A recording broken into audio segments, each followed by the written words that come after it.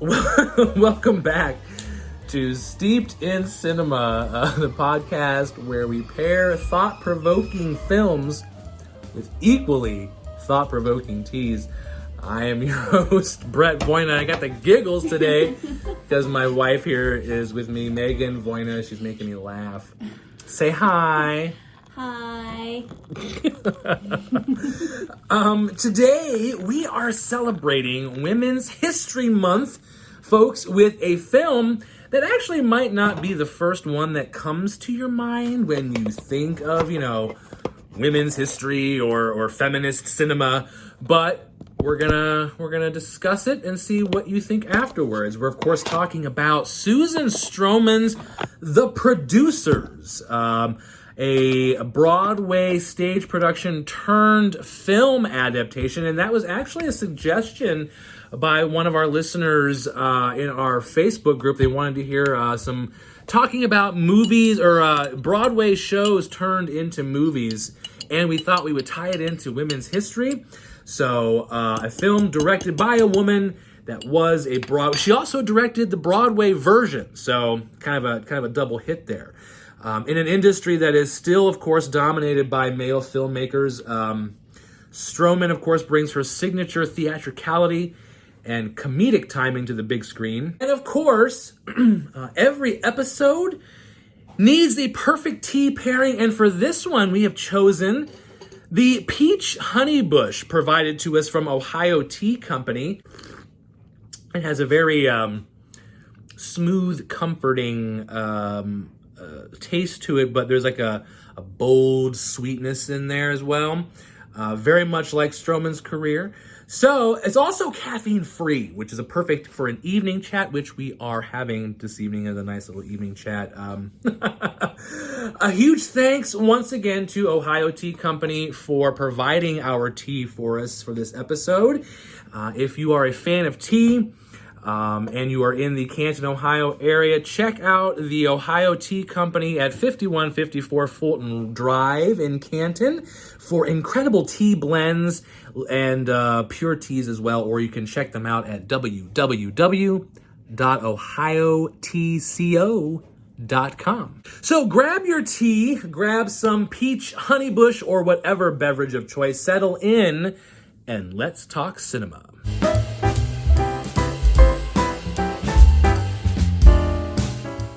So The Producers is, of course, it's a hilarious musical, but it is a testament to what happens when a female director gets the keys to a Hollywood production.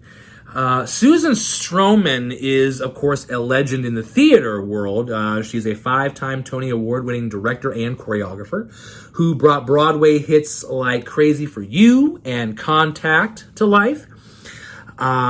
She wasn't the first female director to take on a major musical film, but her adaptation of The Producers is a perfectly timed physical comedy. It has excellent sweeping numbers, and actually, if I can just kind of point this out, because if we're talking about musicals turned movies, I feel that this is one that not only is, of course, directed well, but I think she is able, because she's directed the Broadway show, you feel like you're watching a Broadway show when you're watching this movie, as opposed to something else that I'm watching a movie version of like Sweeney Todd or Phantom or something like that. You're psychologically aware you're watching a movie version, but this one feels like you're watching a Broadway show, and I don't know does that make any sense? I actually was thinking the same thing when we were doing a rewatch the other night, because it does have that very, classic feel of just good old-fashioned Broadway musical. Just a lot of, upbeat, fun, high energy type dance numbers and songs and choreography, and just in the way that it was filmed, it does not have the feel of a movie. It just is almost, like you're watching a filmed version of the musical, like we have Phantom of the Opera that was filmed live, right, or the Hamilton filmed live. But even those, have a different feel than this. It's like the in between of a movie and sitting in the actual theater, which is kind of cool. Right, and again, I think that's a testament, again, to her direction, because she had so much experience with the Broadway version that she was able to bring that energy and that timing, I think, to the movie. There's a lot of scenes, especially with Nathan Lane, and I don't know, maybe it's just Nathan Lane and Matthew Broderick and their team up, but it just seemed like I felt like I was watching a Broadway show more so than a movie. But getting back to talking about specifically Stroman and women in Hollywood filmmaking and challenges of that nature. So this is interesting because as much of a success as she is in Broadway, into the Hollywood film transition, not a long list there. Even after the success of this film, and which was a huge, Producers was a big movie when it came out. It was huge. But she doesn't really have anything else in the filmography lineup in terms of Hollywood. So that's the question. There is that let's talk about that. Like, what kind of barriers are still existing for women in Hollywood, and why are there not any more Susan Stromans or any more just of her film, like doing more films? Like, why do you think that would be? Do you think it's just a career choice, or are there obstacles that she's facing? Well, I don't know. It could be either way, I guess. But, she does have a very long list of credits when it comes to theater. And that could just very well be her, career trajectory, basically. She might be more attuned to doing things in the theater, and that's fine. People typically, pick one way or the other that they focus on. So it's not to say that she has not contributed to, the entertainment industry, performing arts, whatever you want to say. But as far as Hollywood is concerned, I guess I would venture to say, it's totally my opinion, but I would venture to say that it's maybe a little easier for females in the theater world, in the acting theater world, or not even just acting, just whatever you do in the theater world, as compared to the movie industry and Hollywood, with that being a little bit more of a male-dominated industry.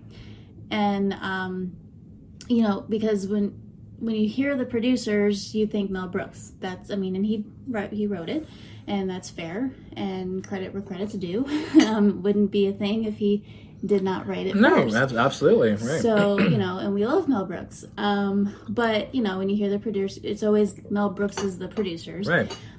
So I think that's just kind of a testament to kind of typically how women are treated in the movie industry.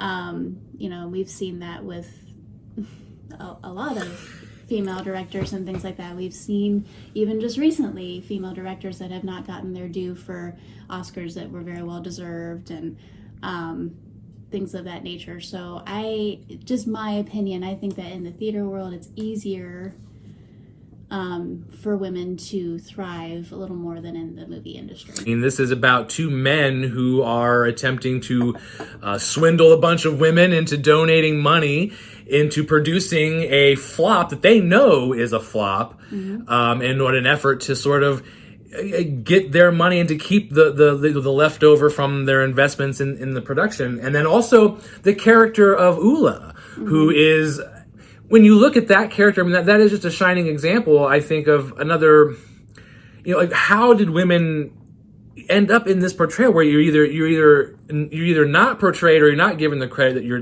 due, or when you are, it's in a sexualized way, or it's a sidekick, or the secretary, or something of that nature. Now, I'm not saying that there aren't strong lead roles for women, especially in recent times. There have been maybe more so than there have been in the past, but even still, even with all of the more recent roles and bigger leads for women nowadays that are stronger, even with that, it is still mostly a male-dominated story that you hear about. I think that just sort of emphasizes the fact that I think in Hollywood specifically, as you said, that there just seems to be more barriers for women than there are in other creative fields. And I guess I just don't really understand why that would be.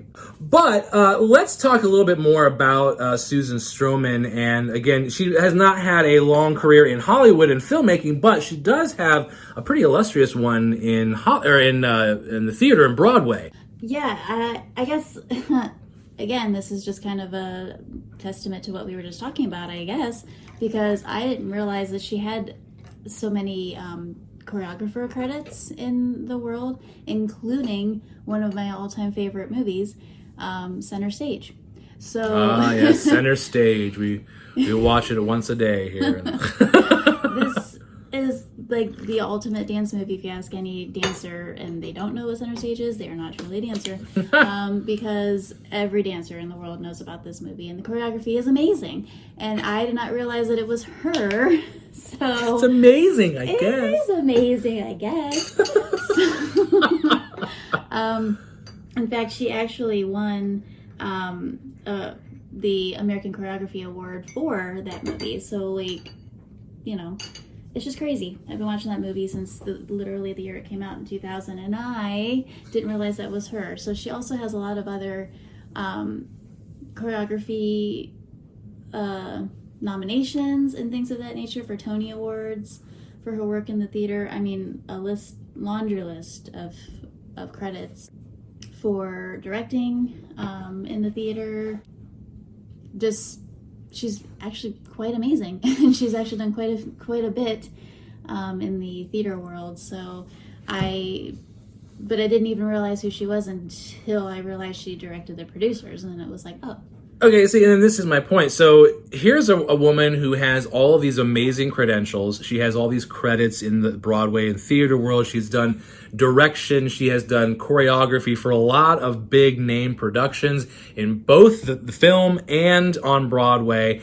And yet, as Megan just said here, she didn't even know who she was until we decided to watch this movie and do this podcast episode. Didn't even know what her name was until then. But we sure do know Mel Brooks' name. Now, I'm not saying anything against Mel Brooks. I love Mel Brooks. I mean, I pretty much have his entire collection of movies. I grew up watching Mel Brooks. I am a huge fan. Love Mel Brooks. So again, not saying anything against Mel Brooks. But why is it that Mel Brooks is the only name that we hear when referencing the producers, especially when a woman who is attached to this in both the direction of it on Broadway and the direction of it on film, and who has a long list of amazing theatrical credentials and credits and choreography and direction and all these things, why is her name never hardly talked about, at least as far as I know, when this movie is being discussed? Why is it always Mel Brooks is the producers and it's not, hey, Mel Brooks directed by Susan Stroman? You know, why don't we throw her name out there? Because, I mean, let's just be honest. Yes, Mel Brooks wrote it, okay, and he had the original thing going on, okay. But are we talking about the original one a lot these days, or are we mostly talking about the Broadway version of the producers? Mm-hmm. People are mostly talking about the Broadway version of the producers, which was directed by Susan Stroman. So if we're talking about giving credit where credit's due, why are we not talking about her name? Why did we not know this name before having to look it up when she's been involved in all these great things? It's just weird to me, and I don't think I don't know. I just find it strange that we only hear one name when it really wouldn't even be what it is without Susan Stroman, who directed the version that we are talking about. Yeah, I think that's totally fair. And maybe there are some listeners out there sitting there going, no, I know who she was. That's totally cool. Yeah, I mean, that's fine. But everyone knows Mel Brooks, is what I'm saying, you know? Right. I mean, he's a more well-known name. And there's no reason why she shouldn't be as known, is the point. Exactly, yeah. I mean, she's, as I mentioned before, she's won many awards. She's had many nominations. She's had as many choreography nominations as my other buddy, Bob Fosse. Oh, your buddy. So, my buddy. Oh, he's your buddy. So, I didn't realize you were hanging out with Bob Fosse. Wow. So, I don't know. It's made me realize that I got some research to do because Yeah. I didn't realize, there's probably a million things that I've seen that she has been involved in that I didn't realize she was involved in. So I'm a fan. Great. All right. That's excellent. I am a fan too. And let's talk a little bit now. We've given some light to Susan Stroman, and I want to also talk a little bit about some deeper issues in the film as the theme of our podcast. I want to talk about how the producers, better than almost any other comedy, weaponizes humor. And what I mean by that is, Mel Brooks, here we are, Mel Brooks, originally wrote Producers as an audacious satire designed to mock fascism, to mock greed, and the ridiculous nature of show business. And it's satire that is still working. So you take Springtime for Hitler. That is absurd. It's offensive. That's the point. It's exactly why they want to make this into because they think this is definitely going to be a flop. We're talking about Hitler. But it takes away the power of fascism by making it look completely ridiculous. And I think that is what humor is so great at, is it has always been one of the most powerful ways to dismantle oppressive ideologies. If you can make a dictator look stupid, you weaken their grip on culture. Yeah, I think that, the use of satire and the use of, comedy to take a subject or a figure, whatever it may be, that is quite dominating and quite powerful and quite terrifying. You take that and you kind of tear it down with satire and comedy and kind of making fun of it. It does take away the power, and it's kind of a defense mechanism, I think, for us to be able to deal with it.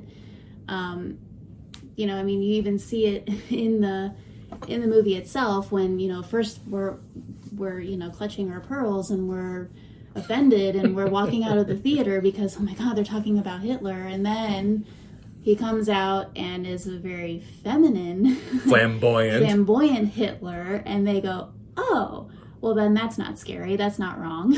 Right. We can sit here and make fun of him. That's great. So I think it's just showing us, and that's continuing. That's been going on, as Brett said, forever. Right. we've used that to deal with the hardships and the scary things of the world, to just kind of make light of it the best that you can, so that it doesn't seem so awful, because it is.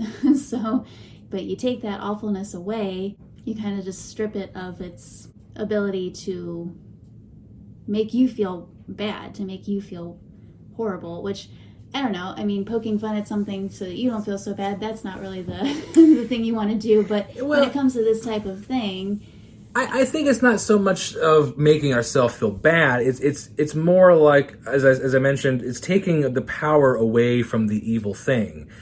For example, if you're just talking about Hitler, and those who maybe would follow in that ideology, if you make it look stupid and if you make it look publicly ridiculous, that thing sort of loses its scariness, and then it doesn't have its power over society. For example, let's take a quick side detour chat. There is a scene that sort of references this topic in the original Nightmare on Elm Street. The way that Nancy defeats Freddy Krueger in the original Nightmare on Elm Street, if you recall, she turns her back to it and shows him no fear. And once she does that, he doesn't have anything. He doesn't have anything. He doesn't have any power. He doesn't have any magic. He just evaporates and he's gone. And I think that is sort of the idea here, is that if we make something as horrible as Hitler and what that time period was, because it was horrible, it is scary. But I think that is where its power is. Its power is in its terrifying presence, much like in It. If we take away the thing that makes it scary and make it not scary anymore, then when that thing comes around flaunting itself, it doesn't have an effect and just goes away. And I think that's what happens. And that's maybe what this movie or this story actually did is, yes, on the surface, it's hilarious, it's goofy, the Guten Tag Hopglob, like that's hilarious, but that's the point, is that, and then when you are faced with maybe fascism in reality, you look at it and you go, no, you're ridiculous, and you can go away now. Because of movies and stories like this. That's why we need art. Yes. Art helps us to, cope with these types of things in the world. That's not all we need art for. Sometimes art is just art for the sake of art and for just for fun. But more often than not, it is something that is there to help us understand more and to meet these types of challenges that we face in our society on a day-to-day basis, and kind of shed some other light on it, and kind of either make us understand what we need to understand or help us to forget the things that we're going through, whatever art is doing for you. I just think it's incredibly important, and that's why art exists, and it's amazing and it's wonderful. It is. It's art is strong and bold, much like the peach honeybush tea. This tea, I am very much enjoying it. What are your thoughts on the peach honeybush? I think you're on your second cup of it now. I think I've seen you pour a second cup. Yes, I did. This is incredible, actually. It kind of melts together nicely. What do we got going on in here? So I don't think I mentioned what we have in the peach honeybush. So this is a tea that the ingredients here are organic honeybush, which I don't know what honeybush is, so I should probably look that up. Green rooibos, tangerine, peach, obviously, if you didn't. So there we have the peach and the honeybush. Marigold calendula, which we used to make lotion with calendula, and it's really great flower. Sunflower and other natural flavors. And of course, as I mentioned, this is a caffeine-free tea. It's really, really good. It's very bold. It has a really strong taste to it, I think. It's got a boldness to it. Very much like Susan Stroman's approach to taking Broadway's biggest musicals and turning them into hit films. Very bold and strong. And of course, the peach honeybush is just a very nice, just sweet, relaxing. It's not. I wouldn't say that it's a tea, like a sleepy time. Like I'm not getting tired, but it's just a nice sort of caffeine-free, I don't know, very honorable of Women's Month. All right, friends, we are going to move into our next segment now, trivia time. We're, of course, talking about, we're celebrating Women's History Month, talking about Susan Stroman's hit musical film, The Producers. Joining us here, of course, Meg is going to be representing the audience, and you all listeners out there have some fun along with this as well. So here we go. Trivia time. Question number 1. Which famous actress originally played Ula in the Broadway version of The Producers?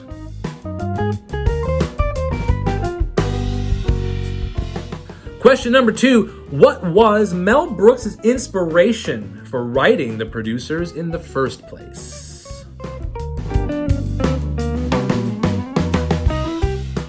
Question number 3. As we've talked about in this podcast episode, Susan Stroman has a pretty lengthy career in Broadway musical direction. Can you name one other musical that she directed on Broadway?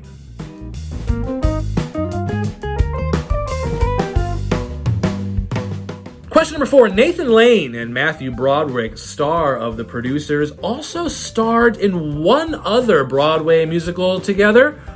Name it.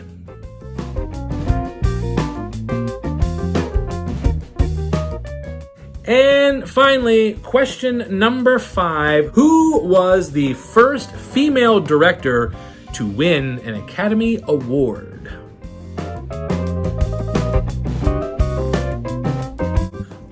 right, Megan, are you ready to play? Sure. Question number 1. Which famous actress originally played Ula in the Broadway version of The Producers? Well, I believe her name to be Katie Huffman. Oh, Katie Huffman, yes. Good job, Megan. It's number 1. You got one. Hold on. That's probably it. Number 2. What was Mel Brooks' inspiration for writing The Producers? Yeah, that one I'm not sure. Yeah, so the story goes is that just some people that Mel Brooks was, I guess, hanging around with in the time of that he wrote this, a big producer named Benjamin Kucher, was kind of sleeping around with a lot of people, getting money and things like that for investments, and that sort of basically became the basis for Bialystok's character, and then there, and from that inspiration, The Producers was born. All right, let's go on then to question number 3. What other Broadway musical did Susan Stroman direct? She has a whole list of them. We just need you to name at least one other that she directed. I'm not entirely sure, but I think she directed maybe the Scottsboro Boys, if that's one. Yeah, she also directed Contact. Yeah, a handful of them. But yeah, we'll take it. Yeah, okay. Question number 4. Nathan Lane, Matthew Broderick, star of The Producers, also co-starred together in what other Broadway hit? I believe they did The Odd Couple. It was called It's Only a Play. After The Producers, they reunited on Broadway for a show entitled It's Only a Play. Last question. Who was the first female director to win an Academy Award? First female director? First female director to win an Academy Award. I believe that was Catherine Bigelow. Catherine Bigelow. For The Hurt Locker. Good job, Megan. Hope you guys had some fun playing some trivia here at Steeped in Cinema. All right, friends, before we wrap up today's episode, we want to, of course, have a few minutes discussion here about what the producers say about us as a society, and of course, since we're doing women's history, what this also says a little bit about women. The Producers, of course, is an over-the-top satire, but I think it has something real to say about lots of issues, including gender roles in entertainment. You know, Ula is an exaggerated, sexualized character that's played for laughs. But she's also the only woman in the film without any actual agency. She doesn't play by the rules. She goes after what she wants, and, you know, she kind of gets it. She wanted Leo Bloom, and that's exactly what she got. Unlike Max and Leo, who scheme and cheat their way to success only to face the consequences, Ula rewrites the narrative. She controls her own fate, something that women in Hollywood and in society are rarely allowed to do without scrutiny or without sacrifice, without hardship. This movie highlights a major problem in the entertainment industry, and that is women are often either sidelined or sexualized, but are rarely allowed to take control. Now, again, that's not saying they don't have they have opportunities, but it's not nearly as many. Even today, female directors fight for opportunities. Actresses over a certain age struggle to find meaningful roles, while male counterparts continue to get leading hits, blockbuster parts, that kind of thing. There is an unspoken rule in Hollywood that a woman's bankability is tied to youth, sex appeal, or playing a supporting role to a man's story. The Producers hold up a mirror to us as a society. So why is it that we mythologize failure? Why do we laugh at power rather than fight it? Those types of things. And what does it say about the entertainment industry itself? What are your thoughts? Well, as I said before, I think that is, you know, one of the primary uses of the entertainment industry and art in general. It gives us a way, you know, I don't want to necessarily say it shields us. It's not shielding us from these things in society that maybe are hard to come to grips with, but it gives us a way to cope with it, to understand it, to make sense of it. It's just incredibly important and powerful, and it's something that is very much needed continually. As I was watching it, though, I was remembering that I literally know all of the songs, most of the choreography, so I must have watched it a lot when it first came out. And again, it being one of my favorites, I'm appalled at myself for not knowing more about Susan Stroman and about her contributions to theater mostly, but here and there in the movie industry as well. And that's an unfortunate thing, because I feel like that happens a lot to women in the entertainment industry. I feel personally that women directors especially kind of are already judged before you even see their work sometimes, just because they're women directors, or they get easily sideswept for their male counterparts. Seen that recently in recent Oscar shows. Hello, Greta Gerwig. If you're not familiar with Greta Gerwig, you should be. Go watch. Because she's amazing and does not get the credit that she deserves. So, and that's just one example of hundreds, I'm sure, that are just speaking as a woman, it's difficult. It's difficult in the world, no matter if you're in the entertainment industry or whatever industry you're in, or whatever job you have, or whatever you do on a daily basis. It's difficult and hard, and it is a challenge on a daily basis to kind of be taken seriously as a woman.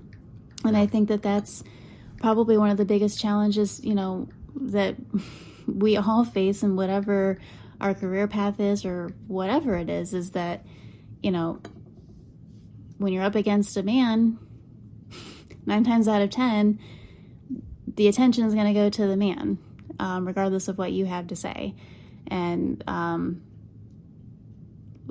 yes, we've come a long way throughout history as women, and there are a lot more opportunities out there for us, of course, compared to, years and years ago. However, it is still an uphill climb, unfortunately. And it is still something that we have to fight every day, and it shouldn't be that way. So, you take a woman like Susan Stroman, who has, as we've mentioned throughout, all of these, credits for directing and producing and choreography and all these different things, but you're not even as much aware of it as, Mel Brooks himself, or, even Cameron McIntosh, or, just other producers that more, that you're more familiar with, that you hear their name more than her. So, why is that? If not for any other reason, is that she's a woman in the industry just trying to make a name for herself, and she very much has. Now I want to see more. So, I just think that this film is fantastic.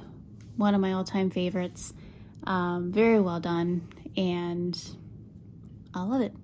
The Producers, an outrageous, over-the-top satire that speaks to many things about Hollywood, gender roles, society, the treatment of women in the industry, and so on.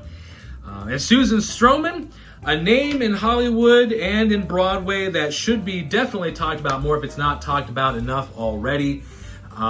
She definitely is one that I feel needs to be circulated more. I would love to see her tackle some more Broadway musical to film adaptations, because again, this was one of the rare times where I felt like I was watching a musical, Broadway musical, and not just sitting here watching a movie.